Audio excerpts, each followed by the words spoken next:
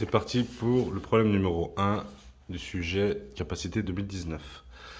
La SARL, Société Girondine de logistique, exploite plusieurs ensembles de véhicules de transport routier de marchandises générales, frigorifiques et conteneurisés pour des trafics régionaux, nationaux et occasionnellement internationaux. En cas de surcroît, SGL a recours à la sous-traitance. Son siège social se trouve à Libourne dans le 33. La société SGL analyse a posteriori l'activité de ses conducteurs au cours de l'été 2019. Il lui reste à analyser les activités de Sébastien et Jackie, tous deux conducteurs grands routiers affectés à un client permanent, le commissionnaire de transport CDT. En annexe 1, vous disposez d'une édition des données numériques issues de la carte conducteur de Sébastien du 12-8 au 24-8-2019. Annexe 1. Annexe 1, elle est là. L'annexe 1, elle est là. Bon, j'ai entouré de 3 choses, mais voilà leur activité. Alors, après avoir donné une définition du temps de pause, indiquez les durées maximales de conduite continue et les durées minimales de pause prévues par la RSE. Alors en 1, question 1. Donc les temps de pause des chauffeurs. Alors le temps de pause, deux petits points. Le chauffeur est disponible de son temps.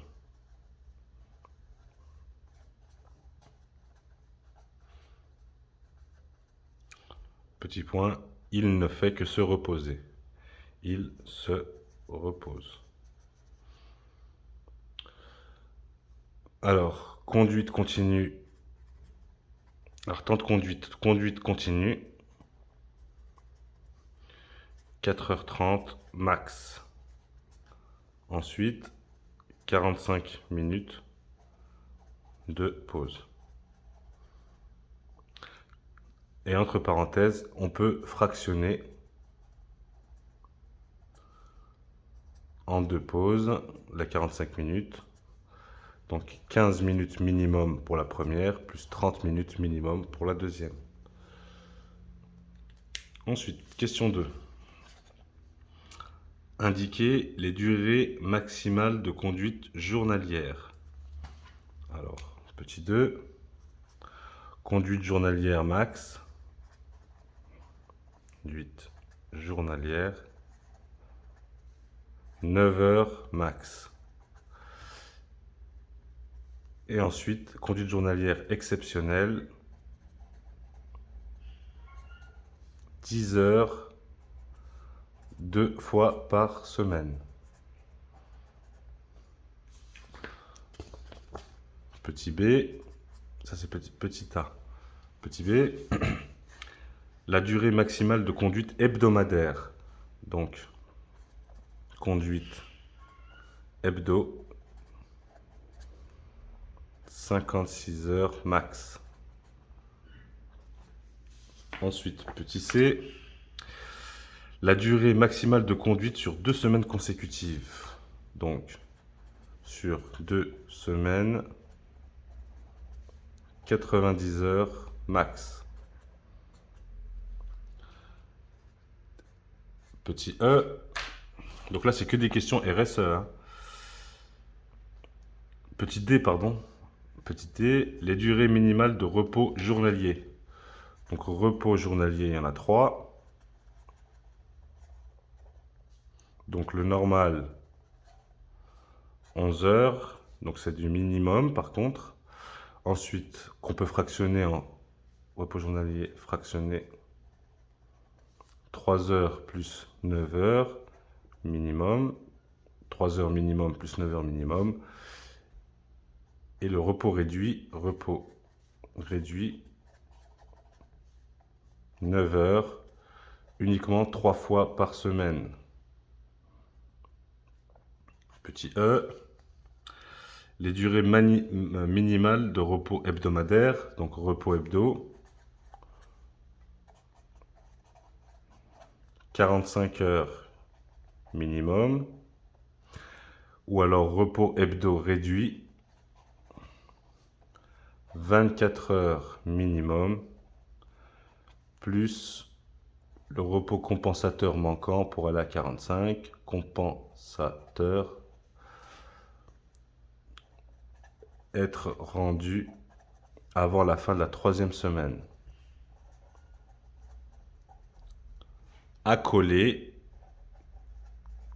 à un repos minimum de 9 heures. Ça roule. Petit f. Au vu des données de l'annexe 1, ces durées ont-elles été respectées? Justifiez votre réponse. Alors, l'annexe 1, je vais la retrouver, ce que j'avais enregistré, ce que j'avais noté. Alors, il y a pas mal de choses à dire, donc je vais prendre une nouvelle feuille. Hop. Voilà. Alors, petit f. Alors, conduite journalière. Alors, le 13, il a dépassé 10h15. Donc, 10h15 de conduite. Il a dépassement de 15 minutes sur une conduite exceptionnelle. Dépassement de 15 minutes. Ensuite, sur la conduite hebdomadaire.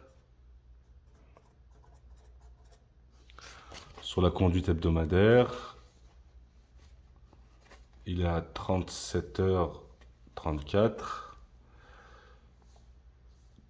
Donc là et là, cumul de la semaine, il n'est pas au-delà de 56 heures. Donc conduite hebdomadaire, pas de problème. C'est OK. Ensuite, conduite sur 2 semaines. Donc là, il n'a pas dépassé 56 heures, donc c'est bon. Conduite sur 2 semaines, il ne faut pas qu'il dépasse 90 heures. Donc là, 48 et 37, on est à moins de 90 heures, pas de problème. Ensuite, repos journalier. Repos journalier. Sur la 2e semaine, sur celle-là, il y a 1, 2, 3, 4, 5. Il y a 5 repos réduits consécutifs. Donc 5 repos de 9 heures. Il n'a pas fait 11 heures de repos, donc c'est pas normal. 5 repos réduits consécutifs.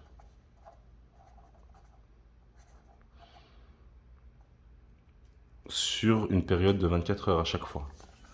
Donc ça, c'est pas bon. Il ne respecte pas la limite de 3 repos réduits par semaine. Donc non-respect de la limite de 3 réduits, de 3 repos réduits. Et ensuite, le repos hebdo. Donc il doit être de 5 heures, de 45 heures. Repos hebdomadaire, 59 heures. Donc cumul de la semaine, on est au repos, repos. Alors on a calculé, j'ai calculé, ça faisait 57 heures. Entre les deux, voilà. Le repos, non, c'est pas ça. Alors là, le repos, il est de 57 heures. Entre les 2 semaines, repos de 57 heures 09. Donc c'est bien 45 heures minimum, donc il n'y a aucun problème pour le repos hebdomadaire. Alors comment je l'avais calculé? Sur du vendredi 21h36 au lundi 6h45, il y a 57h09, donc il n'y a pas de souci. Question 2, petit a. Question 2, analyse de l'activité de Sébastien au regard, vous voyez pas, du travail prévu par le Code des transports. Donnez la définition d'un grand conducteur ou conducteur longue distance. Donc ça, c'est le petit 1, pardon. Donc un grand conducteur longue distance, donc plus de 6 découchés par mois en dehors du domicile. Donc c'est ça la définition d'un grand conducteur routier. En 2, préciser quelle est la durée maximale de temps de service hebdomadaire sur une semaine isolée pour cette catégorie de conducteurs. Donc pour cette catégorie de conducteurs, le temps de service, il doit être de 56 heures pour une longue distance. Donc, alors on va se faire un petit rappel. Alors, temps de service max. Alors, il va varier si on a un chauffeur de messagerie, un chauffeur régional ou courte distance, régional, ou un longue distance. Alors, il sera de 48 heures au maximum pour un chauffeur de messagerie, 52 heures au maximum pour un chauffeur régional ou dit courte distance, et il sera de 56 heures maximum pour longue distance. Donc, ce sera de 56 heures. Préciser si la durée maximale des temps de service hebdomadaires a été respectée. Alors, semaine 1, on va retourner ici, cumul des temps de service. Cumul de temps de service, il est là. Donc 44 heures pour la première, 44 heures 31 pour la première, donc OK. En revanche, temps de service pour la deuxième semaine, 59 heures. Donc, pas respecter la deuxième semaine.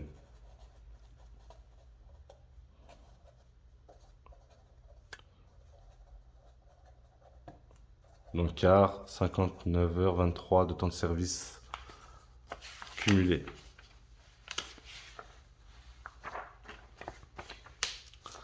Ensuite, question 3. Donc, je tourne de page, je change de feuille, hop. Question 3. Alors, question 3, petit 3. En cas de non-respect répété de la durée maximale des temps de service hebdomadaires, proposez une solution permettant à SGL d'être en conformité avec la réglementation tout en respectant le cahier des charges décrit en annexe 2.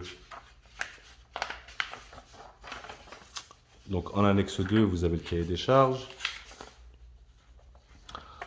Alors on vous dit une ligne régulière, ligne journalière régulière entre la région Nouvelle-Aquitaine et Île-de-France, besoin journalier du lundi au vendredi, chargement d'un lot complet tous les matins, du lundi au vendredi, chez le même expéditeur en région Aquitaine pour une livraison le lendemain matin, sauf chargement le vendredi, livré le lundi, chez le même destinataire en région Île-de-France.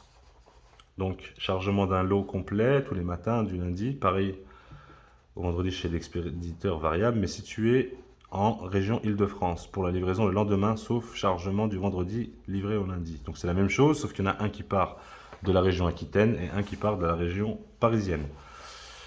Plan mis en place, mobilisation de 2 poids lourds, l'un conduit par Sébastien domicilié en Nouvelle-Aquitaine, l'autre par Jackie en région parisienne. Pendant que l'un des chauffeurs assure le chargement dans le sud-ouest, l'autre assure en région parisienne. Ensuite, le chauffeur effectue l'intégralité du trajet aller-retour. À mi-parcours, les conducteurs se retrouvent pour permuter leur semi-remorque. Ainsi, chaque conducteur regagne sa région de provenance. Alors, proposer donc une solution. Donc la solution, faire un relais le dernier jour de la semaine, changer de chauffeur, appelle un prestataire en sous-traitance. Donc on a 3 solutions possibles. Faire relais à mi-parcours,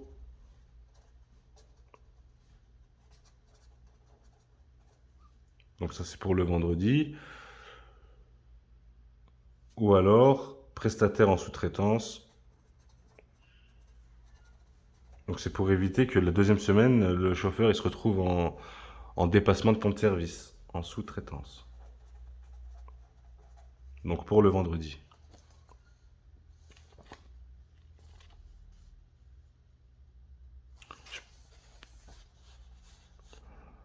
Eh ben je me suis trompé, j'ai sauté une question. Non, j'ai sauté une question. Tac, tac, tac, question 2, petit 1, petit 2, petit 3. Je vous ai fait la réponse à la question 3. Donc j'ai sauté 3, 4, 5. Alors je reviens sur le petit 4 de la question 2.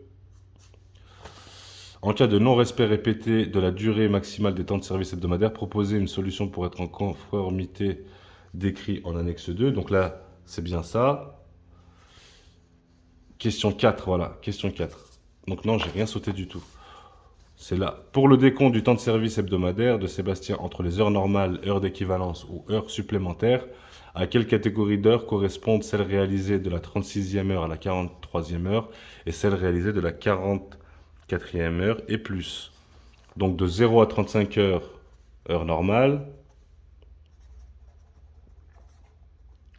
De la 36 à la 43e heure, c'est ce qu'on appelle les heures d'équivalence.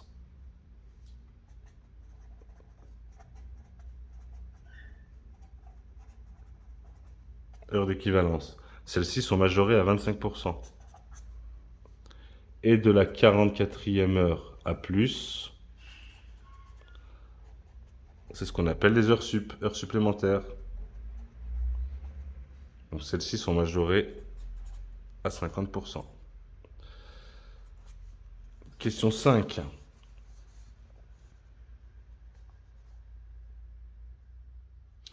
Alors la 4. Lors de leur permutation, quel document? Pardon, question 4. Non, pardon, on est là, question 5, petit 5. Sébastien a travaillé le jeudi 15 août 2019, jour férié selon le Code du travail. L'employeur peut-il contraindre un conducteur à travailler un jour férié? Oui. Donc oui, l'employeur est en droit de faire travailler son conducteur un jour férié, il n'y a aucun problème. Ok. Donc là, maintenant, on a la question 3. Le vendredi, la société SGL met en place un relais en permutant à mi-parcours les deux semi-remorques. Du point de vue de la RSE, pour quelle raison cette organisation semble-t-elle avoir été retenue? Donc, la raison, c'est pour que les deux chauffeurs prennent leur repos hebdomadaire à leur domicile respectif.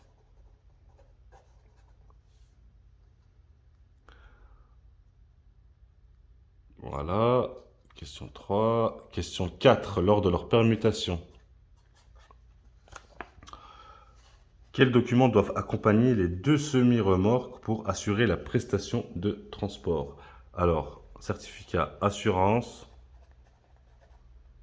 certificat immatriculation, donc carte grise.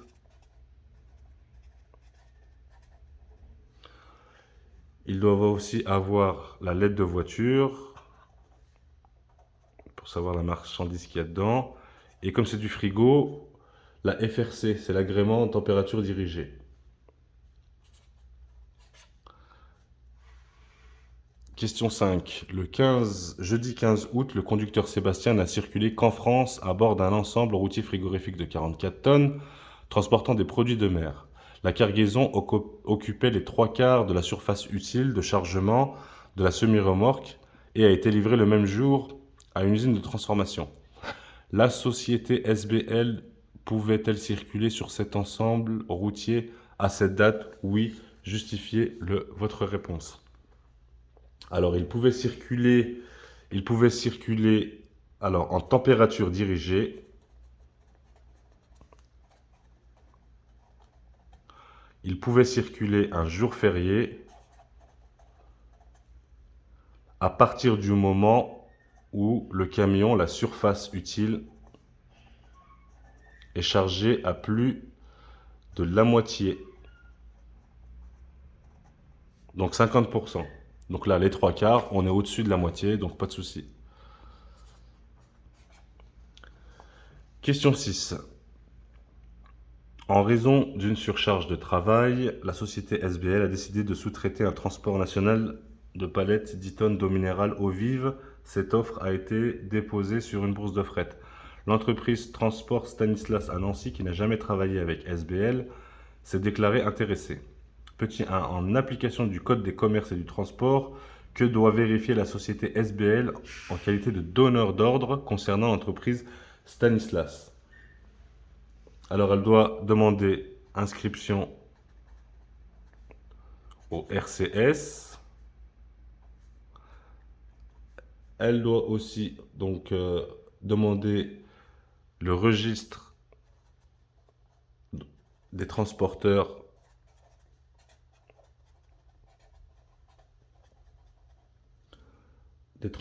par route.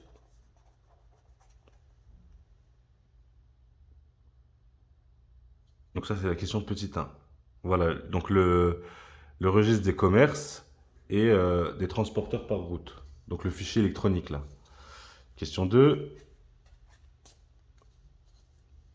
Question 2, question 2, question 2. Par quel moyen la société SBL peut-elle réaliser cette vérification? Donc elle doit demander au sous-traitant là où les copies conformes des licences communautaires.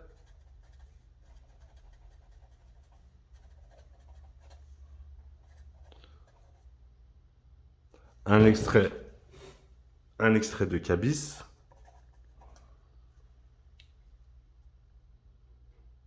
Extrait de cabis. Consulter le registre national électronique. Registre national donc électronique.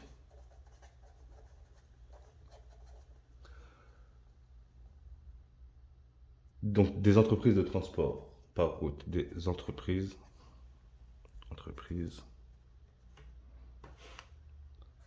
Transport par route.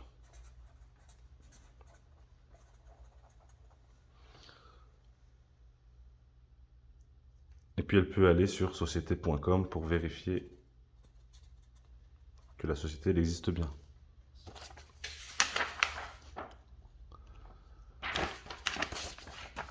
Ensuite, question 7.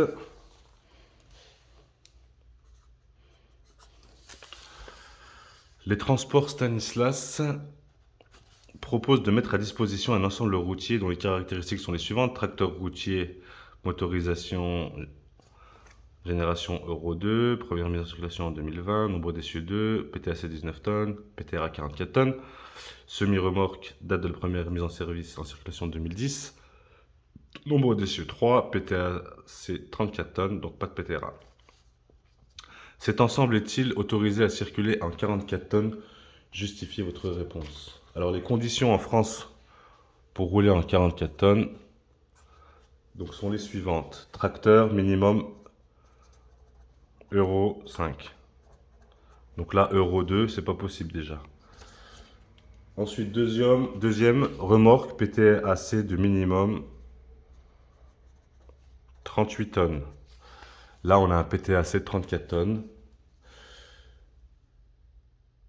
Donc déjà, d'entrée de jeu, après c'est une histoire de poids, donc là, il n'y a pas de souci. Enfin, une histoire de sur un essieu isolé le poids, là on nous le dit pas, donc il n'y a pas de problème. Donc tracteur Euro 2, pas OK, et PTAC de la remorque, il doit être de 38 tonnes au maximum, il est de 34 tonnes. Donc pas OK. Il ne peut pas circuler en France en 44 tonnes, il sera limité à 40 tonnes. Question 8. La société SBL et la société Ovive ont établi un protocole de sécurité. Précisez en une phrase l'utilité de ce document.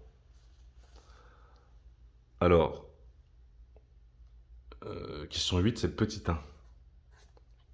Alors, qu'est-ce que ce document? En une phrase, c'est un document qui consiste à prévenir les risques d'accident.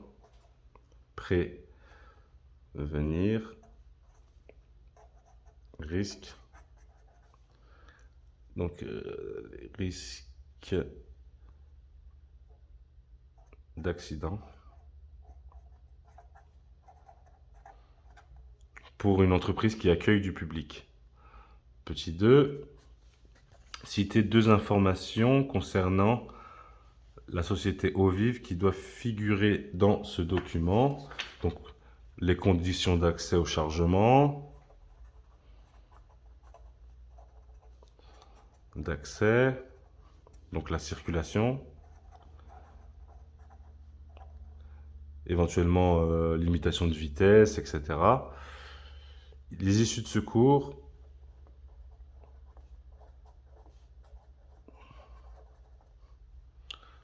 éventuellement port des EPI obligatoire, et puis il y en a d'autres, hein, etc., etc. Question 9. La société SBL cherche à actualiser la connaissance de son coût de revient. À partir des informations figurant dans l'annexe 3, calculer le coût de revient total, arrondir à l'euro le plus proche, puis au kilomètre, arrondir à 3 chiffres après la virgule, d'un trajet aller-retour Nouvelle-Aquitaine. Donc, annexe 3.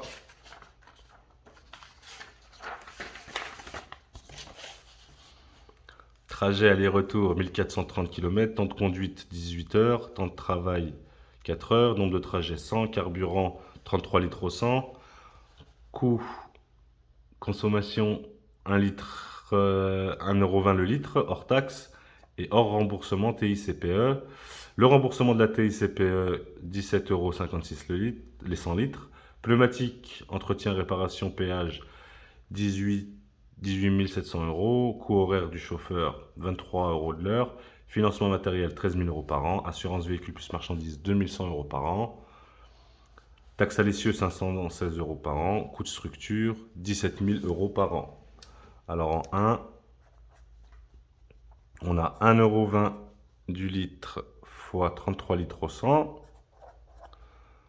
fois 1430 km, ça nous fait 566,28 €. Donc ça, c'est pour l'aller-retour. Ensuite, on a remboursement.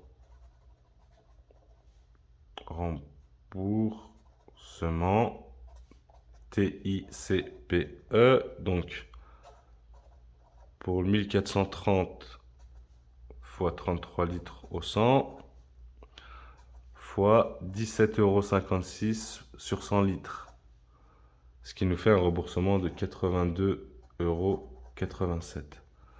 Les pneus, pneumatiques.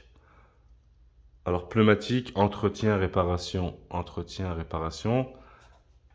18 700 € par an, donc divisé par 100 jours, on les a dit sans aller-retour, pardon, ce qui nous fait 187 €. Le conducteur, il nous coûte 23 €, 23 €, il fait 18 heures de conduite, donc 18 heures, alors 18 heures plus 4 heures de travail, ce qui nous fait 506. Donc les charges fixes, alors on a dit financement matériel 13 000 €, assurance 2100 €, taxe à l'essieu 516 €, coût de structure 17 000 €. Tout ça, on va le diviser par 100. Donc 13 000 plus 2100 plus 516 plus 17 000 € divisé par 100 allers-retours, ce qui nous fait un total de 326,16. Donc coût de revient. Donc on additionne tout ça, du coup 566,28 plus 82, ah non, c'était moins remboursement. Moins, donc TICPE moins 82,87 plus 187 plus 506 plus 326,16 et ce qui nous fait 1533,28 3 à l'euro le plus proche, 1503 euros. Donc ils nous ont dit d'arrondir, c'est coût de revient 1503 euros et coût au kilomètre. Donc 1503 divisé par 1430 km. Donc ce qui nous fait 1,051 euros du kilomètre. Donc on a arrondi à 3 chiffres après la virgule. Ensuite, ça c'était le petit 1. Tac. Petit 2. Donc là, on est dans la question 9. Petit 2. Calculer le prix de vente total. Calculer le prix de vente total, puis au kilomètre d'un trajet aller-retour en fixant une marge à 15% du prix de revient. Donc on reprend les valeurs qu'on avait avant, 1503 fois 1,15%, ce qui nous fait 1728,45. Et donc ça nous fait euros. Et donc, pour avoir au kilomètre, on fait 1728,45 divisé par les 1430 euros. 1430 km, ça nous fait 1,209 euros du kilomètre. Donc ça, c'est pour la marge à 15%. Petit 3.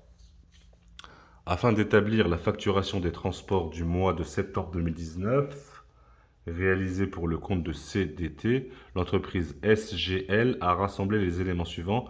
Prix du carburant à la pompe en début d'année 2019, 1,20 € hors taxe. Prix à la pompe 2019, en septembre 2019, 1,25 € hors taxe.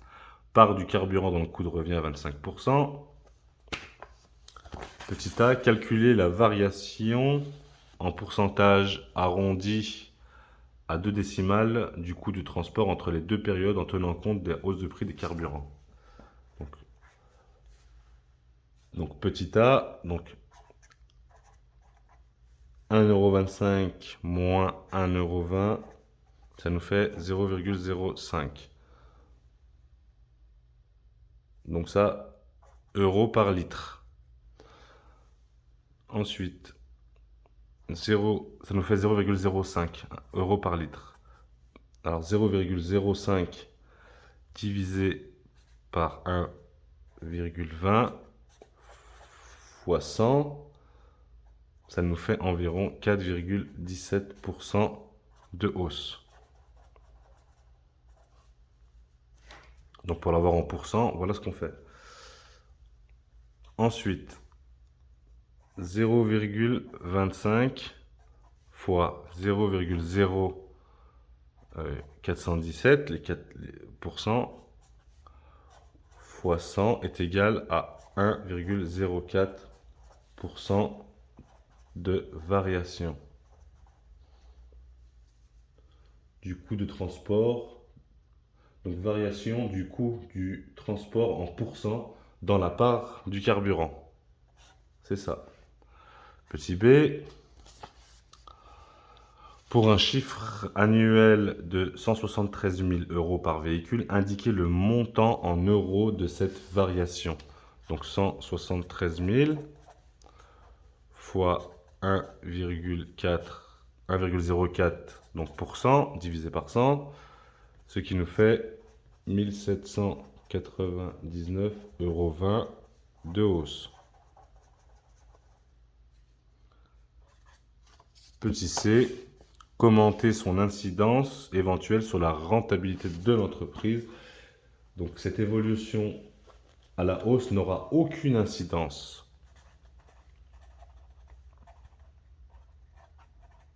est censée n'avoir aucune incidence sur la rentabilité car elle sera imputée